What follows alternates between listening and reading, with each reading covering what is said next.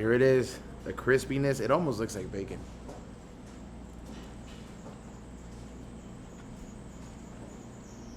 I compared it to bacon because it's exactly what I pictured it, but in a different way. This is one of my favorite pieces of meat, tri-tip. And the fact that it's able to come through with a crunch and still have the juices that it would have, I could tell that we're in for a really great sandwich. I just had it. I had to. I've grown up like this the whole time. Just go and see my mom cook it and just picking a little piece of meat or something like that. Every breakfast, I'll see the bacon stacked before we eat. As soon as she left the little kitchen, take a little piece. You can do so much with the way this has been cooked.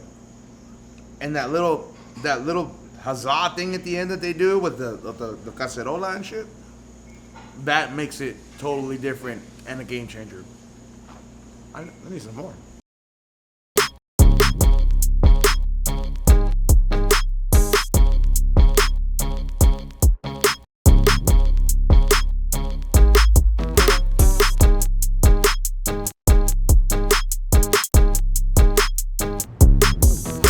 What's up, you guys? Welcome back to another episode here on this dope-ass season of High and Hungry. And we're here in the sunny city of Long Beach. What better way to set it off and get you ready for summer and get you the best summer spots to get some good barbecue than showing you one of the most poppin' barbecue spots that I have recently found out. No, it's not Bart's. It's the one and only Axiom Kitchen. This place is a pop-up, so you're probably gonna have to follow them wherever they go. Meaning, you go ahead and follow my Instagram, they're gonna show you a little place for that, and sometimes they have special dishes. I already talked to the chef, Ian. I already talked to him. I was like, hey man, he's like, what do you like? He gave Ray a little taste of some food, and I was like, honestly, I'm a very big tri-tip guy. A lot of people think tri-tips are very bland. I do not. I like it with the sauce. I like it with everything. And honestly, I want to find a spot where I can incorporate that little taste of Japanese, a little cuisine that I took, where I dip in the meat and in the cheese, bro. That to me is amazing, especially with barbecue. I mean, I'm like, you're already doing a whole bunch of fat ass shit, you know. Like, there's like, this is a barbecue is not necessarily considered. How can I say this without hurting fat people's feelings? Barbecue is not a healthy meal.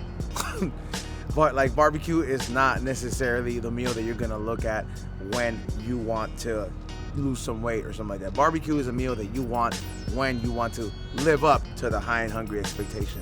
It's fucking hilarious because I'm over here. I was like, look, the smoker is standing next to the fucking smoker.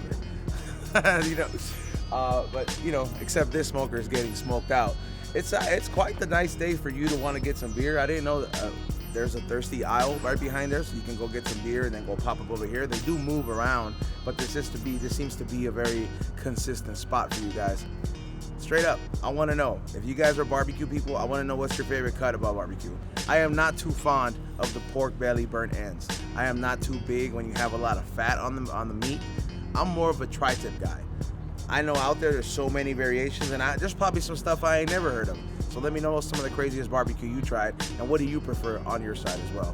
And some of you guys are wondering, High and Hungry, like, what are we gonna be anticipating? You know what I'm saying? That's the best show, right? Look at that. He's like, yo, High and Hungry, where's that? It's on YouTube, bro. 5 years. Hell yeah. See that, bro? People just hear High and Hungry, they're like, yup. So anyways, some of the best things that you might want to see on the menu on High and Hungry is some of the things here that you see on this menu for barbecue. You got some prime grade brisket. You got some candied pork belly, which is, I already spoke my thing with the pork belly, but candied, I feel like that has a little bit of crunch. You got the pulled pork. You can get a half a chicken. Sausage is available as well for all that out there.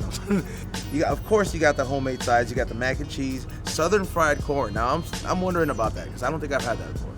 I'm wondering, like, when I'm thinking fried corn, I'm thinking you take the little corn and you put it in a little cacerolita with a little bit of oil or something. You know what I'm saying? That's how I picture that. But I'm gonna see what that bourbon baked beans, which sounds very fire, but the cream of the crop, and one of the things that I'm going to be trying right here, which is the highlight, because they sell out. So you might want to get here early. You might want to go ahead and show up, just, you know what I'm saying, make a little bit of line. There's they always pop up in areas where they have a little bit to do. There's a brewery here. I'm sorry, there's a bar over here. So there's a place to make beers over here in case you got that much time. But trust me, you want to show up early because we're going to be trying out one of the items that sells out the most. But we got a little bit saved out over here. Pulled pork. I'm sorry. So they have, They have a variety of different barbecue sandwiches to offer. You got your choice of brisket, pulled pork, or tri-tip. I personally am gonna go with the tri-tip because that is my favorite cut of meat. They also offer you nachos. I ain't gonna lie, nachos with a choice of brisket or pulled pork or tri-tip on top. So I'll tell you guys something about High Hungry. We've been filming this shit for like a few fucking years already, half a fucking decade, a little bit over. And I don't know what it is about the fucking elements, but every time I'm out here fucking filming, and it could be a nice day, there's not even wind going, we didn't even film in the fucking rain, but every time I want to fucking spark up, and I want to go ahead and just be like, hey, yeah, let's spark this up. It's like fucking Sky Daddy's just like on my fucking joint, bro. And I don't mean to fucking make myself sound that special. The fucking brother smoke player. Look at that, an abandoned blue grilled cheese. You see that? That's how good it's here, all right? That's how good the food is here. Somebody had a grilled cheese in their hand, and they saw them pop up. Fuck this grilled cheese, and they got themselves one of these sandwiches. So I think it's time we take a look and see what's popping inside the kitchen. Let's get that inside scoop. I gotta go ahead and finish the joint, so I don't know if I can go in the kitchen with this. And of course, hold on. Damn, they got those same sounds here like they do in LA, huh? Something that is extremely hard to pull off with a quality product, right? There's lots of brisket everywhere, there's lots of food everywhere, but high quality meat like this with the bark like that. Damn, that sound. And that's not salt and pepper. And that's not salt and pepper and garlic. That's a in-house dry rub I make from scratch. Man, Oh, that noise. California steak oil. Dip it to keep it from scorching. See, it's a little hot.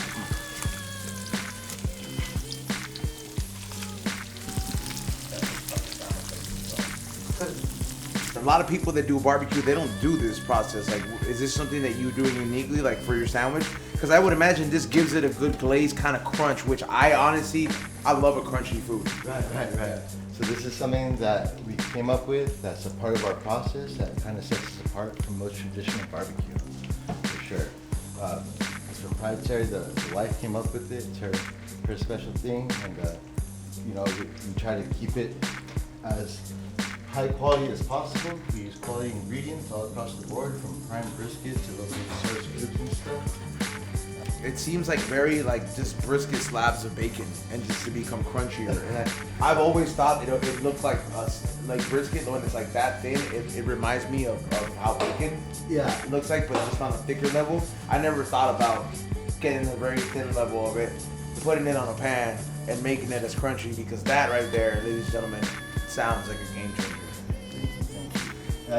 It came as part of our process because we are a pop-up, and like we want to make sure the meat gets warm so that way you get the full experience of the brisket. And we're using a Blackstone, and since we can't get hit, it's what we use. How long have you been doing barbecue? Yeah, I've been smoking 2023. Damn. I started smoking. I got like 9 years in now. 9 years in. I started on a Weber. And was that On a Weber? I started on a Weber, bro.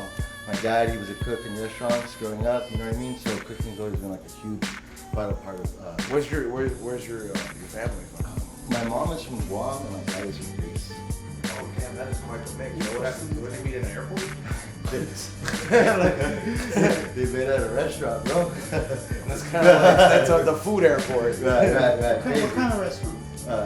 It's actually it's in Carson on Main Street. It's across the street from St. Philomena's. Oh, still there? Yeah, it's not Tom's. Oh man, it's one of those burger joints, like greasy spoon joints. Like that Tams? was- Yeah, like a Tams, but I forgot the name of it, but Yeah. it's right there.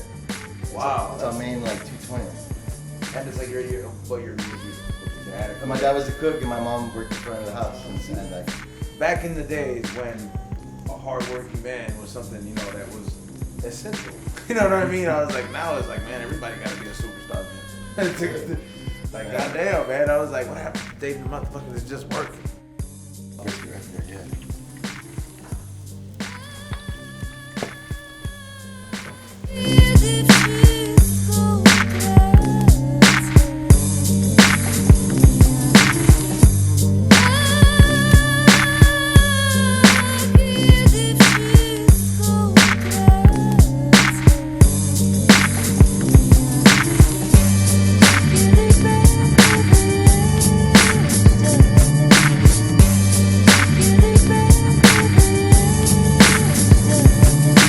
Here I go. Look, here we go again though, for real. I got both sandwiches here in front of me. I'm excited. I really took my time in wanting to not eat anything else. I'm gonna do the brisket sandwich first. Look at this. So this is how you receive the goods, bro. Just like you're going to Hawaii, you get laid. You know what I mean? But look at how much meat there is on this. This and the fact that it is very crunchy. Like I can already tell just the texture. I want to see a little, like the little cat noise. I'm gonna do the money shot on that one first, dude. This is a hearty fucking sandwich.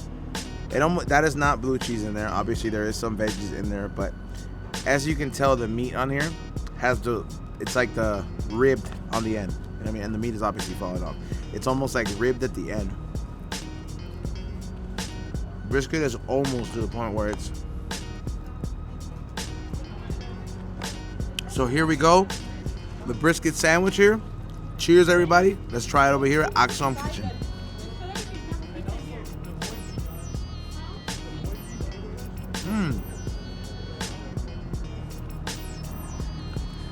Damn.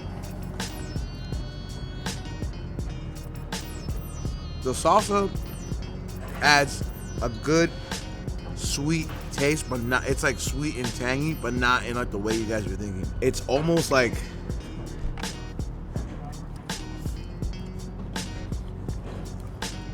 it's barbecue, but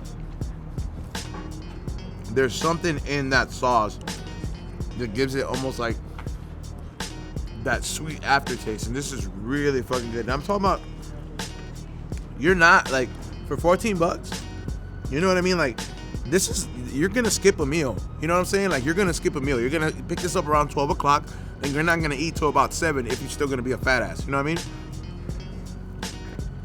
But if I had to be 1,000, the sauce makes this sandwich even way more different than what I already thought the technique was behind it.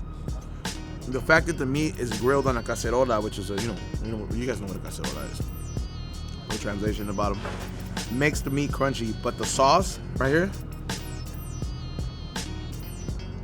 it's sweet, tangy, smoky, yet floral at the same time. And I don't know, I can see why the flowers are complimented on there. And you might think that you're like, oh, that's too much going on. On the contrary, it works very fucking well. I fucks with the sandwich heavy. But let's get into the other star. Let's get into the second star of the show, ladies and gentlemen. Let's get into the second star of the show.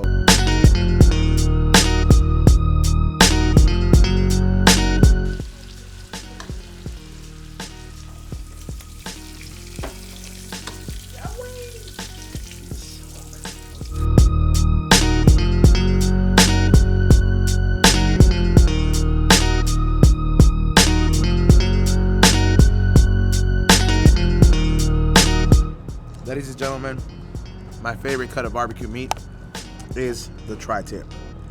This looks like it has a crunch. I don't know what this sauce is. Some kind of tomato sauce. I'm sure it works very well. Look at how it just, this is a big sandwich, ladies and gentlemen. Con estos te llenas, all right? You can honestly share this with 2 people. If you're gonna come on here on a high and hungry date, you know what I mean? And just go out there and you bring your lady, you bring your partner, whoever you want to bring, come and get one of these sandwiches, and you could cut this in half, and you could literally, like the, oh my God, there's no sauce in this, but the crunchiness,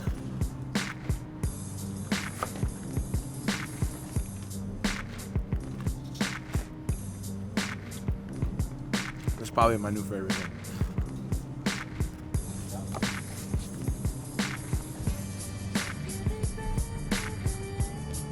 This sandwich is almost like pastrami and bacon fucked in a sizzling pan, and then just got under the covers under this bread. And this is the beauty product of it. The meat is grilled so well on the sizzling pan that it just changes the taste, not so much on the barbecue part, but it makes it more of a bacon experience. It's almost like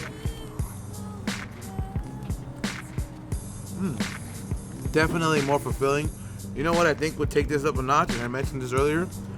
A little bit of cheese. And this could be easily a tri-tip Philly cheesesteak if we just had it. But that's neither here or there, you know? So as far as my recommendation goes, yo, thank you, fucking Steven, aka Mega Man, for recommending this spot.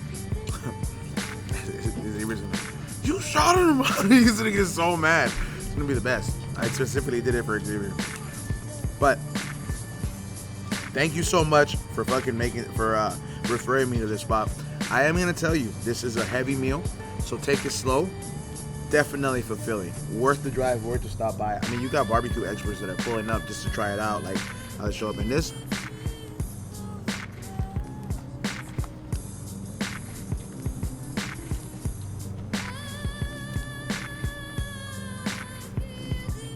You can do so many things with that, where this tri-tip is. That sandwich has so much potential for you to do so many things. Right. And I haven't seen it done with the way that you prepare the meat, even just like by adding it on the sizzling pan. Right. It definitely changes the dynamic of it. So what I recently found out about was this thing called the Maillard effect. Maillard effect, and what it is when heat, moisture, salt, and sugar are all being processed together. It creates that, like what we see on the bark of the meat, that crunchiness. That's the Maillard effect. It's like a glaze, right? Right. Well, yeah, it creates that bark and that crunchy on the bread, the crunchy on the meat. That's the Maillard effect at work, and that's what creates this whole new like umami flavor that is just. And that sauce that you have on the brisket sandwich, I don't know how to explain it, but it's floral, it's tangy. Yeah, I'll be 100% honest with you, right? I don't like barbecue sauce, bro. I don't fuck with it. But she created this sauce, bro, that you will find me toned creeping. It down. Right, you will find me creeping and dipping here and there, and I'll be like, wait. I specifically I specifically took pieces out of the sandwich just so I can dip it in there like it was like a little piece of nugget. And I was just like, all right, this is something that I can start fucking with. Everybody should be making their way and come and see Chef Ian, because these two sandwiches are banging. I mean, I'm gonna probably be finishing the other half at like 7 p.m. like I said, but it is a hearty fucking meal. All right, y'all, after consuming some of the probably the best barbecue sandwiches I've had, especially with the unique twist that we have here, I get to finally talk to the chefs and the people behind the vision. I'm here with Chef Ian and I'm here with Chef Kiana, who helped curate this whole experience. Am I pronouncing it right? Axiom Kitchen? Axiom Kitchen, got it. Where does that name come from? So the term axiom is something that is taken as tried and true, something that's just like, we know that the stock market's volatile. You win, you lose, right? But usually it's something that tends to be something that's good. So the processes and the recipes that we use are tried and true recipes that are guaranteed. Like, I could probably tell someone how to do it and the results may be somewhat close. But you're using something that has thoroughly had trials and tribulations. Trials and errors. I've burned more pieces than I like to admit. You know what I mean? Yeah. And so through trial and error and coming up with this is what works, this is what doesn't work, we were able to develop our axioms. Now, Kiana, I didn't have a chance to talk to you inside there. Like, where's the background for love for food come for you? Did your family was your family into food? He was telling me a little bit about where his dad and his mom was like a food joint, but I'm like, what about you? Because like, you know, you're in the kitchen too cooking. So yeah. So no, actually my family has a medical background. But I like, have I'm healthy. no, my mom was like, go to nursing school, and I was like, no, I think I just want to work in a restaurant. So I've been in the restaurant industry since I was 15. I don't want to say how old I am now, but it's been a long time. We got together when we got married. When I tried his brisket, I was like, okay, wait, I'm staying. Yeah. He's like, that's how I got you to marry me. He said, no. And I was thinking, we need more people need to try this. Like, we need to you know, because there's so much takes on barbecue out here, but it's like because they're so diverse in a place like Southern California that everybody can have their own twist and take to it. And if it's not your own take or twist that has been done already, there's so many ways to reinvert with a little bit of this. It's kind of like painting. It's like, hey man, I want this type of green. Well, how you gonna make it? I gotta add a little bit of white, gotta add a little bit of lime, gotta add this, and then I get that right tone, man. Right. So how long have you been doing the actual pop-up for? We started in May of last year. Hell yeah, there you go, almost a year. You gonna do a celebration? We are. I'm gonna ask, do you guys blaze? Yeah. She's like, he does. It's like this, man. Hot dab saved my life. Strung out on meth. You are never gonna hear that many, like, you're never gonna hear a lot of stoners say that. Hot dabs are usually something that I like try to avoid. I'll set the timer for 2 minutes. I've been dabbing since 2014 when it was still off of metal Brown? and ceramic, where we didn't know you're supposed to let it cool down. You know what I mean? Titanium and ceramic, baby. Like, you know what I mean? When it would make that and like, if it didn't do that, it's too cold. You're not doing it right. Like, I'm old school. Like, so of course I let it cool down now. But hot dab saved my life. I was strung out on meth. My buddy came by. He was like, "You're done today. Check this out." He gave me a fucking dab. I knew that was my way out. So what I did is I went and caught 4 grams of sativa, and anytime I wanted to hit the pipe, I took a fat dab. You know that. Hey man, That's inspiring, bro. that is actually very inspiring. It's my because truth, bro. There is a lot of people out there that will sit and judge even to this day, where it's like, I mean, hey man, you got fucking states like Kentucky that just legalized weed like yesterday. Right. Currently, so you're looking at states turning everything around. And people have this misconception where they don't think that you can get your life together, or they don't think you can get your life together by exploring another avenue, like, or using something that has been misconstrued or misunderstood the whole time. You know what I mean? Like, cannabis has always had its healing elements, and a lot of people don't like. A lot of people would be like, "Yeah, you got clean off of opiates or this from like substituting with something else." It's like, in a sense, yes, you just don't go cold turkey. Like, scientifically, like, even if you're a hardcore alcoholic, you cannot stop. You have to tone it down, and it's a form of fucking treatment. And at the end of the day, the point of treatment is to eventually stop treating the situation, and you're eventually off. And you, sir, are a prime example of what happens when you fucking get the shit together and turn it around and make something happen. I mean, bro, you're out here working with your family, bro. Like, that's very humbling, and I love that now more than ever, because I get to see that, like, you know, I traveled overseas, and you know, I got to see that the family value in at least in our society, because it's so fast paced, is not highlighted as much as it should be. And it's like people will sleep on the whole experience, but it's like there's nothing more beautiful than, you know, coming together with your own people and just being like, hey, we're a whole team. And it's like, that's really how you're supposed to hold down the fort, bro. And you're out here doing it. You guys have plans of getting a brick and mortar? Yes, that is our goal. We're currently looking for a brick and mortar right now to move into, so that way we can expand and increase production for the community, for sure. Is this a permanent, like, not a permanent, but are you guys here often? Yeah, so every Friday and Saturday we're here. Fridays is 3 to 7 p.m. and Saturdays is 1 to 6 at 4137 North Sway in Long Beach, 90808. We're right here behind the Thirsty Isle. It's a nice part of Long Beach too. Like, I'll tell you guys right now, it's like, I've been to some place where I was like, will you just move from South Central to like South Central in Long Beach? Driving down Downey Street. Yes, dude. Like, Right. when it's a family affair, you got a lot of heart, you got a lot of love, you got mama's touch, you got dad's touch, you got the kids like giving their input, you know what I mean? And everybody gets to get down on it. So whenever it's time to expand, it's like, you can just be like, hey, you know what, can you run the business one day? Can you? I'm trying to like take over. It's like, we've been doing this for a while. You should already know how to do this. And that's the beautiful part about it, man. I want to congratulate both of you guys and thank you for having us down here. You know, come, and everybody who's watching the High and Hungry. Now, where can they follow you at and get in contact if you do catering or anything like that? Sure. Axiom_Kitchen on Instagram. We have www.axiomkitchenbarbecue.com for our website. Our phone number is 562-966-9292. We're available for events, catering, and we're here every Friday and Saturday. If you follow us on Instagram, you can see our updates, because sometimes we're invited to breweries and we like to pop up there as well. All right, y'all. I paced myself. I had some great barbecue today. I'm not crazy full, which is great. So I actually have energy to package up some of y'all orders still. Speaking of orders, make sure you guys go get the latest High and Hungry merch. Anything from baller jars, of course. Kelly Bates gives me a little gift for you guys in there. You know what I'm saying? A little surprise gift.